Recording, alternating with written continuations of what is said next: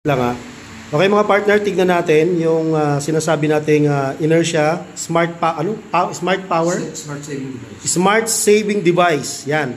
So ayan po si inertia. Ayan. So makikita natin ngayon, may ilaw dito pero hindi natin siya binuksan.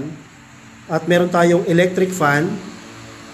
At binuksan natin, tinodo natin at makikita natin yung wattage. Ito po yung kulay green na ginagamit natin. So lahat ng mga nasa bahay dyan, tignan nyo yung electric fan nyo kung gaano kalaki. Ganyan pala kalaki din ang ginagamit nating kuryente. Ngayon, eto, walang inertia yan, mga partner. Tignan natin ha. Pag isinaksak natin yung smart power saving device natin, tignan natin. Ito po yan. Ito po yung 30 amperes na gagamitin natin. So ayan, nakita nyo kanina, from 110, ngayon 79 na lang. There's a 30% o sabihin natin may mga 30 wattage na less instantly. So, the numbers won't tell lie, no? Kasi makita naman natin, sinaksak talaga at nabawasan siya.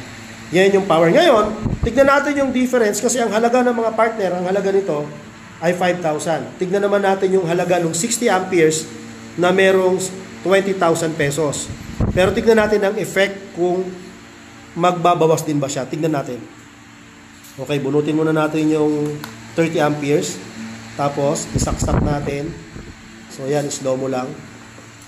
Okay, pagpalitin mo, sir. Pagpalitin mo yung saksak para di ka mahirapan. Yan. So, ayan, no? Kita natin, ha?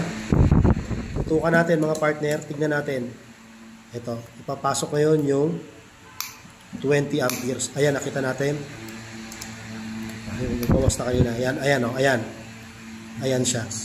56 from 110 56 na lang. 55, ayan, no? So makita natin 50% ang niles kung 60 amperes. Kung 60 amperes, ang worth po niyan ay 20,000. Okay, yan lang po mga partner. Pakitang-kita natin yan at hindi na nagsisinungaling ang numbers. Una, itong breaker na to mga partner ay hindi ito gawa ng inertia. Kahit saan pwede kang bumili kung saan ka mang lugar naroon. Pwede mong bilhin. At makikita mo yung totoong sinasabi ng numbers na to.